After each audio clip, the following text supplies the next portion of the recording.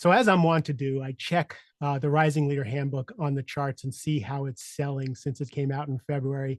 I'm obsessed with it. And I like to see the company that I keep when I look at the charts. And we just had, again, every month has been better and better. And I'm hanging out with some really cool people on the charts. And I noticed one book that I read years ago. My book is right next to it almost every single day. And I'm like, that is so cool. I'm hanging out with Keith Ferrazzi and one of my heroes, and it's really fun. And while I'm looking at my computer screen, completely wasting my life, I get a text from my friend James Whitaker. He says, "Hey, would you like to interview Keith Ferrazzi?" I'm like, I'm looking at his book right now. That is crazy to me. So of course I would. And whenever James makes a suggestion, I'm totally in. Keith's work, especially his first book, Never Eat Alone, has influenced almost everybody on earth in how we interact with people, how we go hand out our business cards, and how we actually provide value to the people that we're talking to. So when I network, as an introvert, I know that if I have 3 substantive conversations, instead of giving out my business card, if I connect with 3 people, one, as an introvert, I get to go home because I did my job, but it's going to be more effective. But Keith has a new book, and it's so cool, and it's a real kindred spirit with the Rising Leader Handbook, so I can't wait to talk to him. Officially, he's an entrepreneur and global thought leader in high-performing teams and chairman of Ferrazzi Greenlight and its research institute. He's the author of the #1 New York Times bestseller, Who's Got Your Back?, Never Eat Alone, Leading Without Authority, which is a good one, Competing in the New World of Work. He's a frequent contributor to Harvard Business Review, The Wall Street Journal, Fast Company, Forbes, etc. And his new book is Never Lead Alone, 10 Shifts from Leadership to Teamship, which I just love. Keith, thanks for being on the show. Mark, what a fantastic introduction. Thank you very much for having me. I'm excited about this conversation. Yeah, we're total buds because we're on the Amazon thing together. And although your book came out 14 years ago and mine's only 9 months old, so congratulations to you. I'm curious because I love the play on words: never eat alone, never lead alone. But the premise of the book, of the moving from leadership to teamship, just caught me immediately. Can you tell me about that? Yeah, look, the reality is, I think we have over-indexed on leadership. I know that this is going to sound sacrilege. Here we are, both coaches. Oh no, this is my listeners are right in on this one. This is good. Beautiful. Well, look, a good leader gives feedback. A great team gives each other feedback. A good leader makes sure that the team's accountable, right? A great team makes sure they hold each other accountable. The book was designed around 10 critical shifts. Mm-hmm. Does the team have strong energy because the leader gives it, or does the team have strong energy because the team social contract is that we have each other's back and we're going to support each other, right? The ability of moving from leadership to teamship, I think, is under curated. I think it's under taught. I think it's under understood. And I do believe that in this very volatile world that we're living in today, all the more important that leadership needs to wake up and begin to expect the team to meet it. That's why I say that we need to focus on teamship, because teamship and never lead alone, the team needs to lead with you. Mm-hmm. The team needs to lead with you. And that is chapter 2 of the book, there's an entrepreneur named Sergey Young, very successful, runs a multi-billion-dollar company. And this guy realized that by waking the team up and changing his own leadership, he was able to free up 30% of his time and start a dream business of his that he had been wanting to start for a long time in the longevity space. There's so much we can do as leaders to curate what the role of the team is. So you said it's the job of the leaders to expect the team to meet the moment, meet the energy. But what do you do to foster that? Yeah, so the way that I designed the book, by the way, this book is 20 years in the making. I wrote Never Eat Alone 20 years ago. And as you may or may not know, my primary business is a business of coaching executive teams. I don't coach executives, I only coach teams. And what I decided to do in this book is the last 20 years of our research of how we coach teams how we onboard new coaches, what we tell teams they need to do. I have now open sourced that in this book. So this is a 20-year book. Every chapter is a shift that a team needs to make, from conflict avoidance to candor, Nice. from accidental relationships to purposeful bonded teams. Every shift starts with a hero story, but then it's very specific practices. So the book is full of 37 practices organized by 10 critical shifts. So if you want to know how, let's start with one of the most important that I see, which is moving a team from conflict avoidance to candor. I suspect you would agree in your coaching work that one of the most erosive aspects of a team's performance is a lack of courage and candor. In other words, conflict avoidance. I just did a leadership workshop last week in California, and there were 12 people in it, and I had every single person give feedback. I taught them how to give feedback, and then I had them give feedback to each person in the room. And it was a couple hour exercise, and they were sweating. But afterwards, what they said, well, and I knew this was the case, that they now felt prepared. Their nervous system was prepared to actually go have conversations in the rest of the organization. So that's what you're talking about. Yeah, let me break that down into two different sections. So I believe that there's four types of feedback.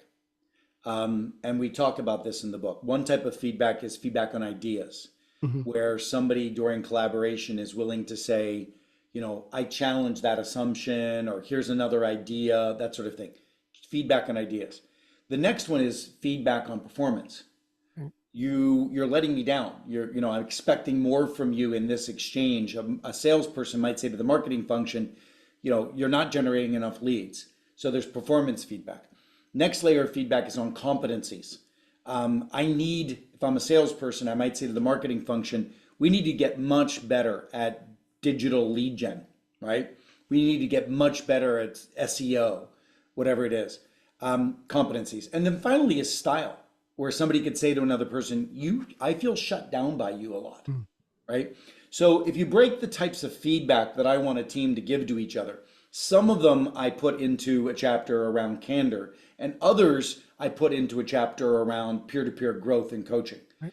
You just mentioned something that is a practice in chapter 10 around peer-to-peer coaching. And I call the practice an open 360. It might be similar to what you do, but very simply, what we say in this chapter is if you're going to have a team committed to each other's growth, once a quarter, they should do an open 360. Everybody, let's say you and I are on the same team. We're sitting here with our 12 peers. I would say we would put you on the spot to start with. Everybody would go around and say, Mark, what we most appreciate about you in this last quarter is X. And then we'd go around and say, Mark, because we care about your success and your success is so important to our success, I might suggest. And it's the critical I feedback. love that language. I like that language. Yeah. It was really where it was very finely tuned, because there's a couple of things about this. First of all, I do want to start with the positive element of what we respect and admire about you. That's a piece. So it builds a little bit of psychological safety and a perspective of mutual respect. But the second thing that I want to do is, if I were just to say, let's all pile on Mark about what we're disappointed on, he would start getting defensive and start to say, like if I said to you, what you did last week bothered me because, that would give you a sense of wanting to justify, wanting to explain, etc. This feedback elevates that. It says, listen, from everything that I know about you going forward, I might suggest. Nice.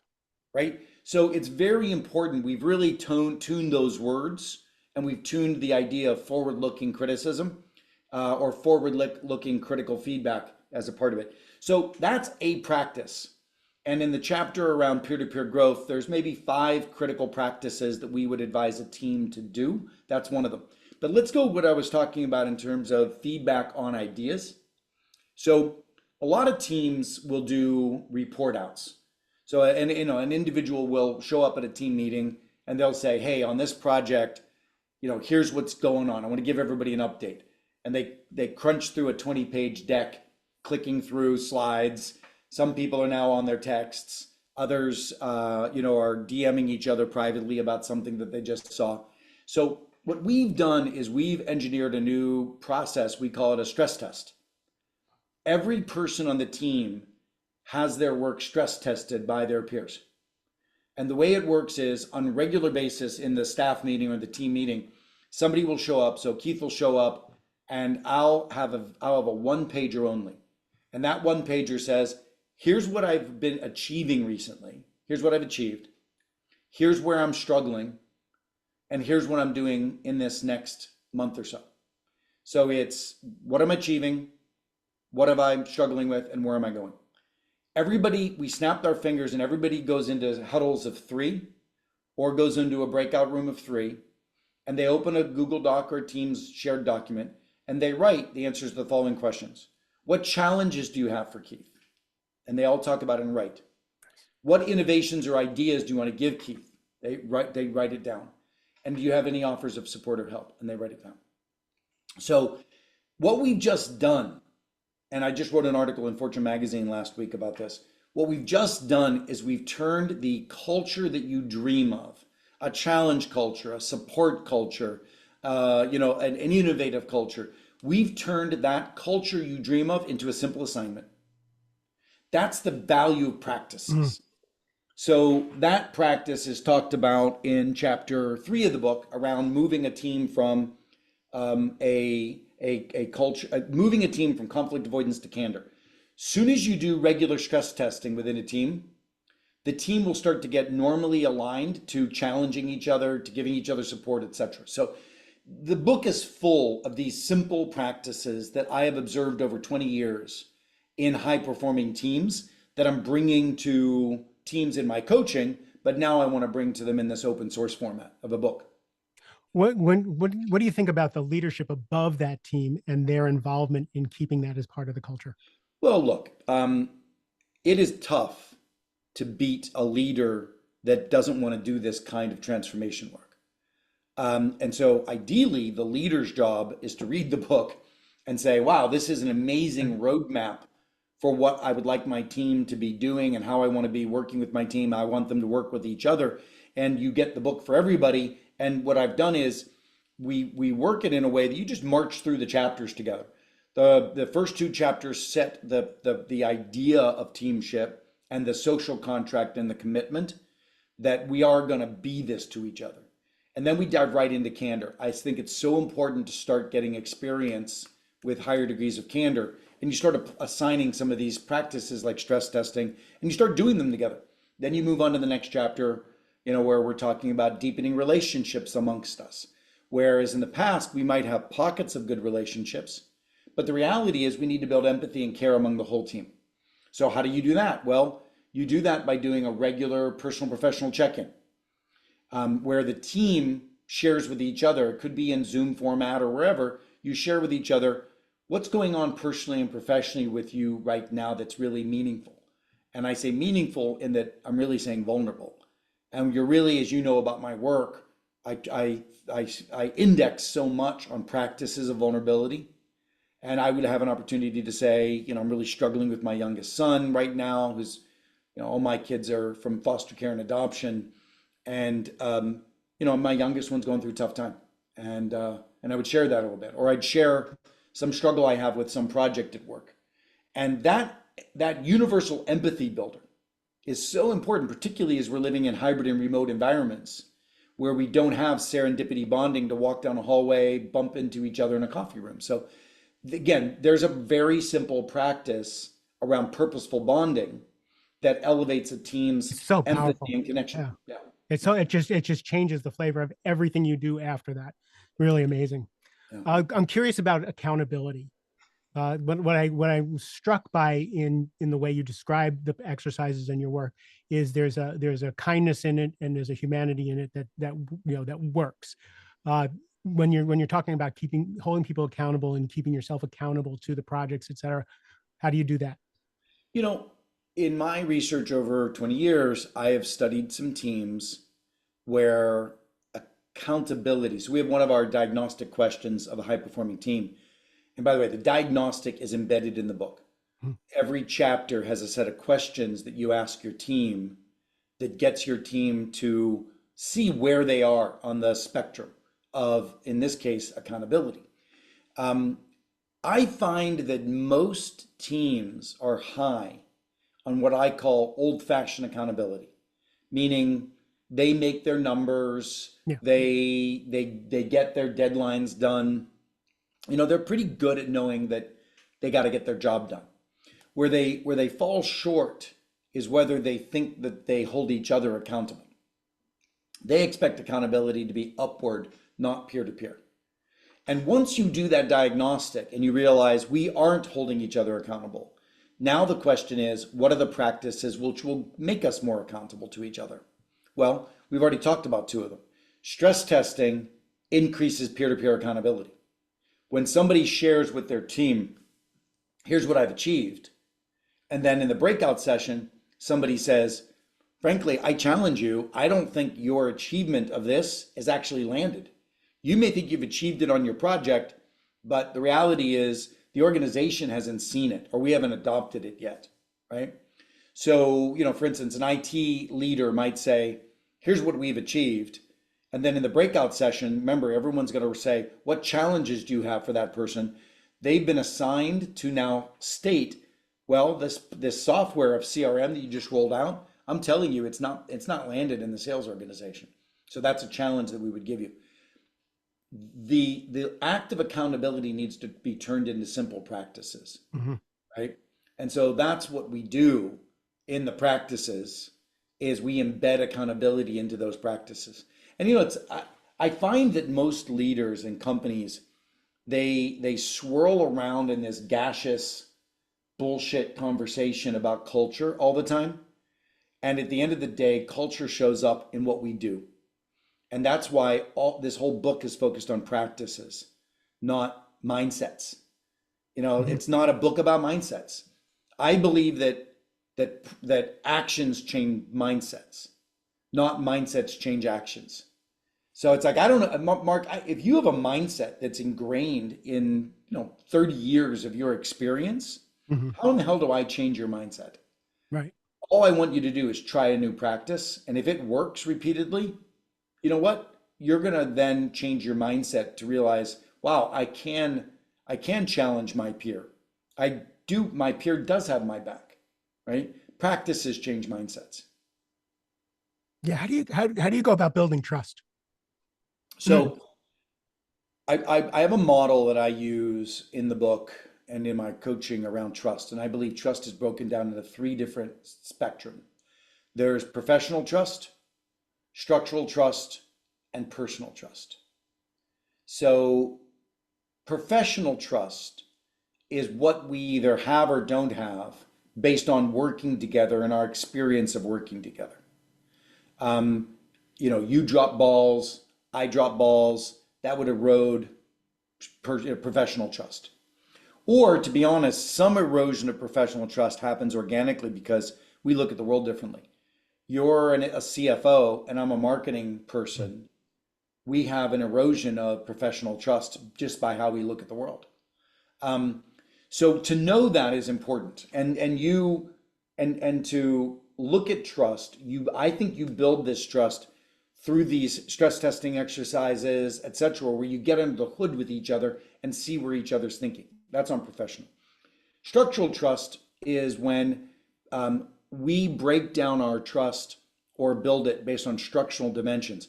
A boss and an employee, there's a structural trust impediment because you've got my pay. I'm not going to be as free flowing with information. Sometimes there's a structural trust breakdown with HR or finance because of the power that they have. You know what I'm saying? Mhm. And what I can show is that over 20 years of research, if I can dial up personal trust, it allows people to supersede both Mhm. of those. So if Mark, you're my boss, and I've grown to care and love for you as an individual. You're like a father figure to me, right? Or a brother. I can walk into your office, shut the door, and say, we need to talk. Mhm. And I can cut straight past the structural trust. And even though we professionally may be disagreeing on something together, I can cut straight through that because we have a personal relationship. So I spend a lot of time in the chapter around, which is chapter 4, in the chapter around relationships, really building that personal relationship. And you wouldn't be surprised because the guy who wrote Never Eat Alone spends a lot of time with practices that deepen relationships, Right. which then allow you the foundation of strengthening the accountability. What I can tell you though is there are other ways in that I've worked with teams that don't really believe in personal relationships. I don't think that Amazon is engineered around personal relationships. It's engineered around data and truth telling and getting to the source. Their Ray Dalio's work and principles, they're not hugging it out. Hmm. And so if you engineer the whole culture, hiring and otherwise, for candor, transparency, you don't need to worry about the personal relationships. It's rare, but it happens. If you walk into an organization of normal, insecure people walking around on eggshells, then I've got to do the work of building the personal relationship upon which I can put some of the challenging practices. Hmm. So the bottom line is it is possible to build trust without deep personal relationships. I find that in 90% of the cases, I've got to start with the relationships. Yeah, 100%. I find that almost every organization is a mixed bag. And I joke that leadership is easy if it wasn't for people, right? So yes, I'd love to have a bunch of healthy, secure, sound people in a boardroom. Most of the time, what I have is a bunch of people with childhood trauma working it out Yeah. in Yeah. adult clothes, right? Yeah. And having people understand where other people are coming from actually helps build trust, right? Do a lot of Yeah. personality testing. You're analytical, I'm relationship oriented. Our interfaces don't meet, right? That kind of thing. Um, you use a term that I thought was really cool, co-elevation. Yeah. This state of interdependence. I'd love to know more about that. So in 20 years of coaching, I always struggle with what words to use to describe what I'm trying to get a team to do. And clearly to if I just said, let's collaborate, we have an assumption of collaboration, and typically it's not effectively working across silos. Um, and it's often not as candid. And sometimes it's really just very transactional. Um, I wanted to come up with a word that embodied what I wanted a team's social contract to be with each other. And I love this word, it came to me one time, co-elevation, where as a team, we are committed to a shared North Star. We are committed to getting there together, but we're committed to pushing each other higher while we do. Wrestling ideas, supporting each other, having each other's back. That principle of co-elevation, as we collaborate, we're elevating each other, to me really was a powerful word. And a lot of people really love it and they embrace it. Yeah. Some people roll their eyes and say, we don't need another management consulting word. Fine. Um, but it works well for me. And I think it really is emblematic of what I'm trying to get a team to do for each other. Yeah, I like it a lot. I love your emphasis on the team. And I love the word you use that we've over-indexed on leadership and placed so much importance on that, and it makes it so that leadership becomes such a hard job and so much work. And what you're talking about is actually freeing you up from managing, freeing you up from being so involved and being able to spend time on the things that only you can do. Yeah. So I think And I can't wait till this book comes out. well, it's fun. I mean, with after 20 years of research, it's my shortest book, because I really just wanted it to focus on the practices, and it feels like a workbook. The idea is you read the hero story of a company and a leader that's doing it right, and then you follow the practices for that particular shift. Perfect. So, it's just marching a team through, and I've also given out. I created a video series where my voice and my encouragement on how to use that chapter goes with each chapter. That's So, great. yeah. So, for instance, if you like the book, and I hope you do, and I hope you end up adopting it as a part of your coaching practice, you'll give the book out to the team. I'm going to steal with love. I love it. I look, and this is what, Mark, you and I both want to change the world, and we're doing the work, and we're using the workplace as our medium. And if I can get people, I've had CFOs say to me, Keith, your work made my relationship with my spouse better, because now I realized that I was conflict avoidant, I wasn't courageous and candid, I didn't want to ask the right questions. I do this thing called a candor break, where in the middle of a meeting, everybody stops and says, okay, what's not being said that should be said in the room right now? Everybody goes to groups of two That's awesome. and and writes down what's not being said and comes back in the room.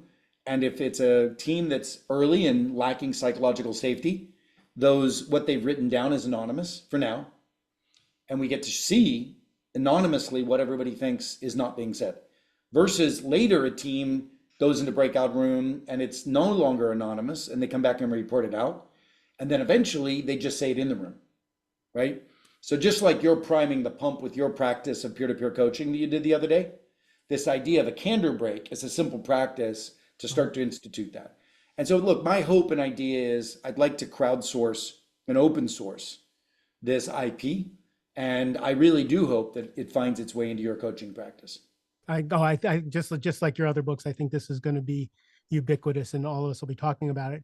I'm curious, if I'm on a leadership team, but the whole entire team is not going to adopt this. My CEO is not on board, but I bought the book for myself. Does this still help me? Yeah, thank you so much. What a smart question. Yeah, let's look at the stress testing, for instance. So that's a practice which it would be great if your leader said, we're all going to start regular stress testing each other's work. But what if you, Mark, were courageous enough to say, I believe that the team, their input could really elevate my work. So I would love on this particular initiative I'm working on, I'd love to initiate something that I read about called a stress testing exercise. And you just, copy the part of the book that talks about stress testing, hand it out to everybody so they all understand what it is. And then you show up with one page that says, here's what I think I've achieved. Here's where I'm struggling and here's where I'm going. Would you all mind? I'm going to break you into groups of two. I've given you a shared document and it now has 3 questions. Where do you challenge what I've done? Where are you? What ideas do you have for me? And any offers of support or help. Thank you so much for that information. I'm going to use that to elevate my work.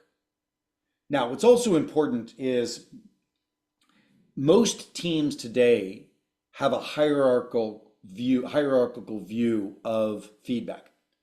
So they're looking for feedback from the boss.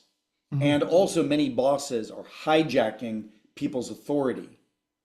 And in a situation like this where the boss isn't conditioned and the team isn't conditioned, you could open yourself up for stress testing and the team could take over your authority. So you need to set the tone and say, what I'm looking for here is a set of broad inputs that my team and I can really consume. And inputs are not direction. I appreciate all of your input, but recognize that among the 12 of you, many of you will have different opinions. I'd like to hear them all and take that data and come up with a bold solution forward, but we're not turning data inputs into directives and mushy consensus.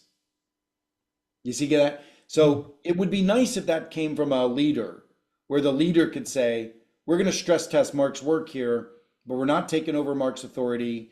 We're not expecting that everything we say is going to get implemented. We're giving Mark full breast of our input, but we know that Mark's going to take that data and do what he needs to do with it. So there's a shift of contract around candor not being a directive, but candor being an input.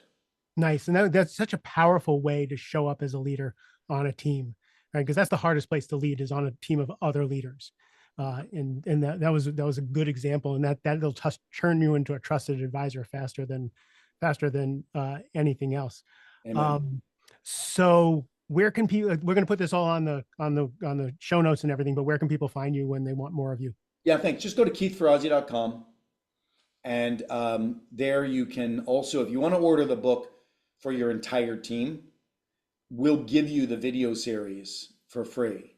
Nice. If you go and order it through, I just want to know that you're ordering it for the whole team, you're marching the team through the chapter by chapter, and then we'll release the video series for you to be able to use with your team. Just go to Brilliant. keithferrazzi.com. Brilliant.